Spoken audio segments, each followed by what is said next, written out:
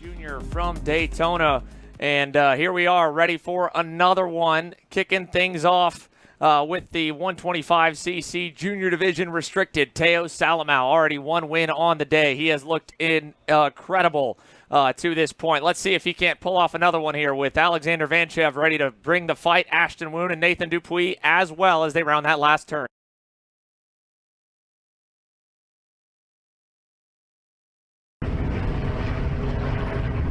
Out of the last turn, though, down the front straightaway. 25 laps on the board here for X30 Junior, and we are green. A great start here for THEOsalomao, but a good one as well for Alexander Vanchev as they race to the first corner. Yeah, Woon's going to slot in line at P2. Where does Dupuis fall? He tried to make it 3 wide and ended up costing him. He's going to fall back behind Sarah Bradley there down in P6. That's Jose Shermer up into the top 5 as well. So it's Salomao, Woon, Vanchev, Edward Kennedy to 4th. Nate Dogg having to defend early from Comadeiros, Hamarillo, and Iturriaga further back. I know speaking with Nate Dupuis this morning during the morning show, I said, listen, it looks like on the opening stage of the X30 heat race yesterday, you were having to defend. And he said, yeah, just couldn't get the kart to fire off the line. The tires weren't coming in as much, but the go-kart feels good in the late race. So if Nate can hold on, and at least for a top 6, top 7 position, it could look pretty good, but it looks like he's been shuffled back way outside the top 10, so something must have happened on the far end of the racetrack. It's Salomao, Vanchev, who got around Woon in turn 11, back to Edward Kennedy, your top 4, then it's an SCR 5 and 6. 25 laps, another long one here around Daytona International Speedway with plenty of time to be able to get this one sorted out here early just amongst the 22 drivers. Lots of room to spread them out and not have a packed up carnage-filled race, but that's if they want to play it that way. THEOsalomao and Alexander Vanchev, they have not been overly kind to each other throughout this weekend, Alex. These two can't seem to get quite on the same page, and right now we're seeing it with more aggressive moves right off the rip. That looked like what Salomao did to Vanchev in turn 11 yesterday in that third heat race. So these two are putting on a really good show for us, but I think a lot of this is because of who's behind who, and Vanchev wants to beat Salomao personally, I think, in this X30 Junior field, but all this fighting has made chaos erupt further back. This pack has blown up. It's gone from 4 to 7, and more are joining through. Dupuis fell back to 11th on the opening lap. He's back in the mix. Vanchev going low through 11 and exiting low as well, and this is no surprise. We're going to start to see some front bumpers get pushed in here. A lot of drivers using them. The driver in front of them has brakes. Vanchev low again. Salomao at some point is going to get frustrated. He moves Vanchev up the racetrack, but again, just defending the opening stages of the race. And I wonder if part of this is Vanchev defending from Salomao personally, or if part of it is because it is such a long main event, 25 laps. These opening stages, maybe for drivers that feel like they have pace later on, they drop the tire pressure so low that they just need to hold on as Hamarillo goes way off the racetrack. And again, look at this. We're just going low all the way through the top 5. Around the outside goes Shermer on Sarah Bradley. Oh, big run down to the bottom. Low side here for the field. And who's going to end up as a loser the most out of it? I would say back Medeiros maybe. So Alexander Vanchev now to the point over THEOsalomao, and behind him a huge changeup for 5th, 6th, 7th, 8th, 9th. Still close though. 5 laps complete this time, 20 laps to go.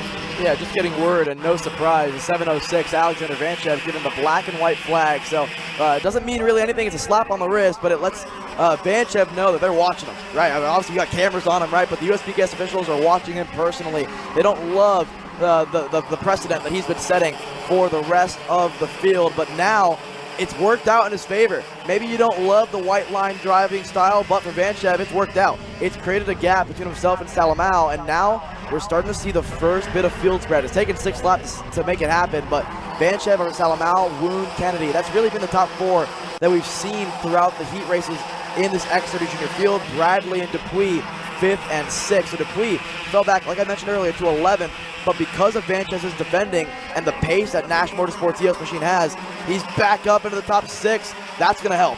Kennedy defending. Look at the run Dupuis has on the front straight. Can he do anything with it? No. Bradley goes low.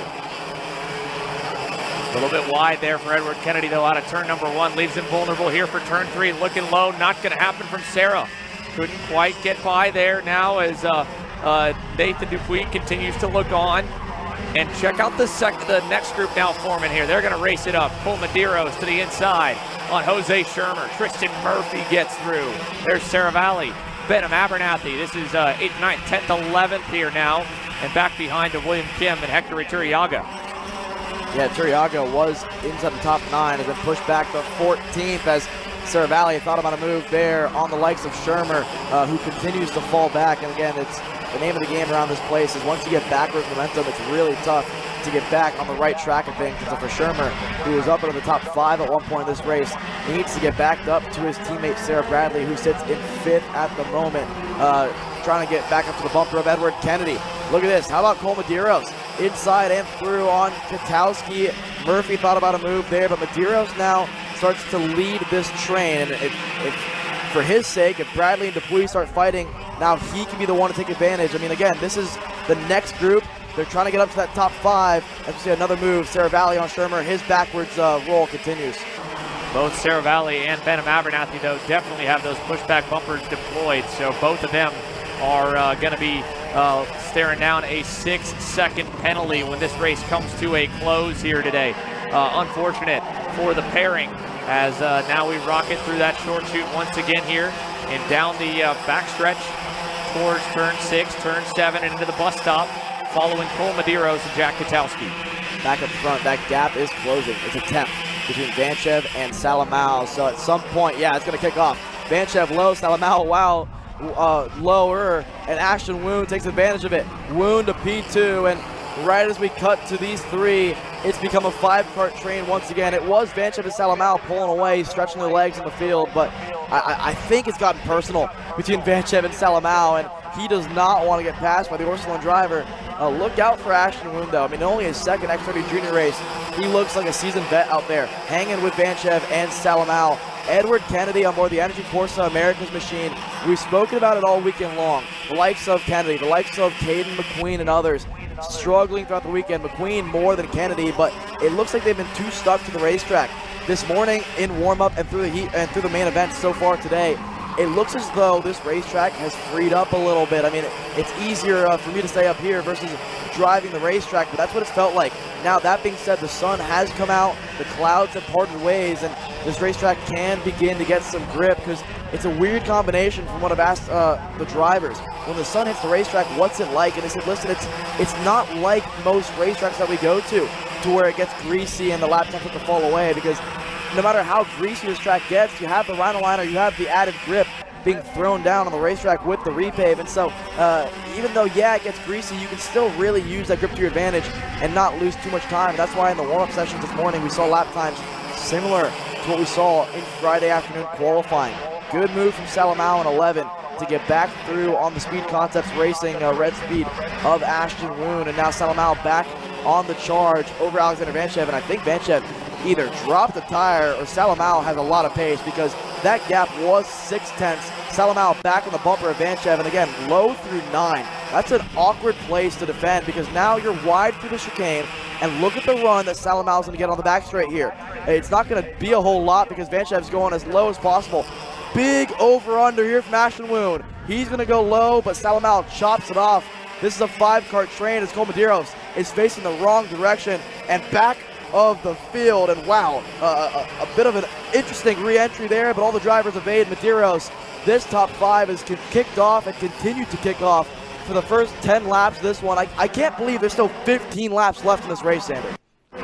Yeah, just so much time left for all this to be sorted. It doesn't need to happen now. They don't need to be throwing all these haymakers at each other so early. But still, at the same point, credit to them that the fact that you can get all these spots when they're all packed up like this. You don't get by nearly as many go-karts as easily or as painlessly when they are spread apart. I think more than anything else, Alex, you're just seeing a lot of parity lap time-wise. I mean, 39.3s for the two up front. Yes, Alexander Vanchev and Theo Salomao are a little bit better, but that's partly because, I mean, that last couple of times around, 39.3s when they were earlier on. 39.1, best lap for Salomao, but with all of the battling, all the going off, all the dirtying the racetrack up, it's made everyone just be it again. That 80%, 70% driving under the limit, a lot more people can get to that if it's below the normal 100% or 95 you're supposed to drive at. Well, if you're the KA Masters and the Xfinity Pros watching this race, Alexander Vanchev might be showing you how to go get it done, because every time he defends as Saravalli puts the bumper to Murphy and it costs him the most time, he's now facing the go-karts coming after him there in turn 5. Oh, and Murphy completely destroyed the left side radiator, dumping potentially fluids on the racetrack here, Xander, as well. Now as they rocket out of turn 14 and 15, look at this, yeah, they busted the radiator pipe. The radiator's leaking water down the backstretch. Out of Tristan Murphy, he's pulling in, he knows he's got an issue. Yeah, but now what does that do to the racetrack? These drivers are already, they know how to navigate the dust. I mean, we know a little bit of water can get slippy for these guys, but they know what they're doing, and I wonder if Salomao's been caught out by something, because he's lost ground slightly to Vanchev, and Woon's back on the mix as well. So, again, I'm always curious, and I love watching these 25-lap mains, because this is the point of the race where it always starts to fan out, and we get to see who's stronger than others. But when it gets to that lap 20 to 22, right, like who now has the setup completely dialed in, and we're going to figure it out. It looks like Vanchev, from what we've learned through the heat race, has better late race pace than most, but Salomao, we know how strong the horse lawn is. If he makes a mistake in the middle of one, I mean, he seems almost robotic throughout this weekend, but that's almost the first bit of human side from Theo Salomao. Down the back straightaway again we go. Alexander Vanchev, Theo Salomao, Ashton Woon, and then back to Sarah Bradley with a gap of maybe 2 seconds to Nico Katowski and Nathan Dupuis. Still back to Phantom Abernathy's another 2 seconds. Separation enough, but it will back tighten with an over-under here from Salomao. Big move down the inside. Ashton Woon following him through now. It finally caught Vanchev off guard there. It was working for him. He was defending at 11, and no one was really opening up for the corner, but finally Salomao said, you know what, let me try something here, and he trusted Ashton Woon to go with him, and it's worked out. Salomao, Woon, Vanchev, and now Vanchev, of course, giving the signal to Woon, saying, look forward, work together, even though for the first 17 laps, Vanchev is the one defending the whole field. Yeah, Alexander Vanchev on that RPG Cosmic was the one, of course, to back them up and now bring Nathan Dupuis and Nico Katowski into our frame.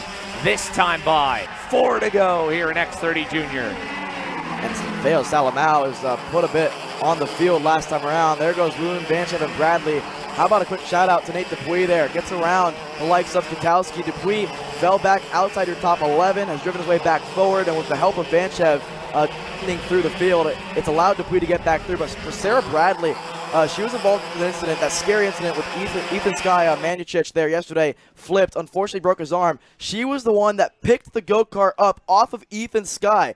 It cost her heat race, obviously DNF'd in that one, but she has driven her way back forward here in this main event and has a chance now to at least get a podium, if not a win, in X30 Junior. Just a couple of laps remaining here in this X30 Junior main event now with 4, Market 6 in the lead pack, battling it out. X30 Junior between Alexander Vanchev, already a KA Junior winner, and Theo Salomao, Ashton Woon, and Sarah Bradley. Last time by, up and over a second now from Salomao. Back to Vanchev, who got by Ashton Woon. They do not have a lot of time left. 2.5 laps to go here as the field continues to work its way around the circuit here at Daytona, and with just a couple of laps remaining. Yeah, I mean, it looks as though Vanchev, I mean, at this point in the race, is starting to defend from Ashton Woon here. Theo Salomao, a second gap back to that next group, as you mentioned. Again, cross the stripe, it's another second. They're not really eating the lap time out of Theo Salomao. They're trying to work together a little bit, but Vanchev, again, not able to do too much. Woon and Bradley, that next group with Dupuis and Katowski. So that's going to be the fight. Dupuis versus Katowski for that final step on the podium, the 5th and final step. They're about a second back from Bradley.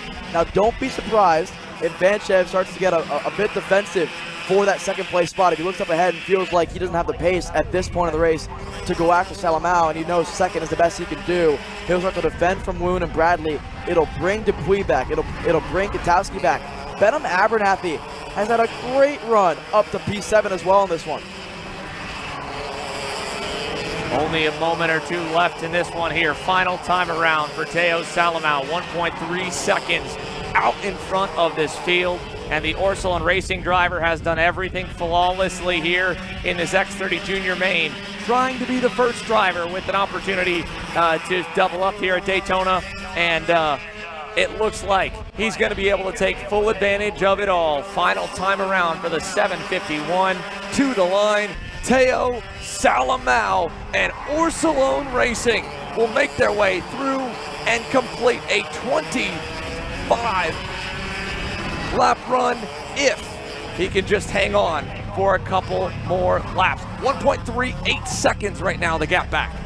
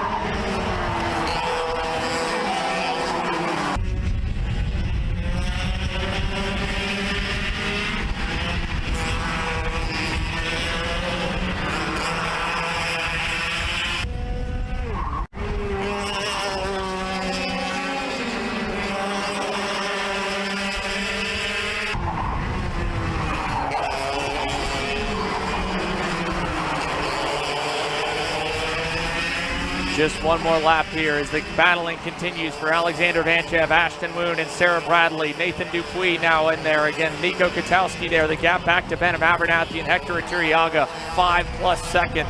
theosalomao's done such an amazing job here. Alexander Vanchev only able to fight for second after being able to go at it with Theo for the majority of this weekend.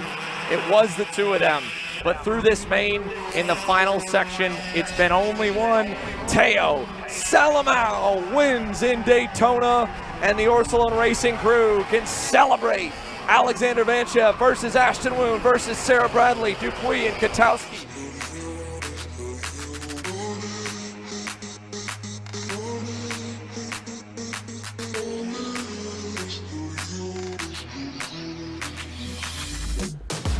What a race there, and I'm standing by here with theosalomao.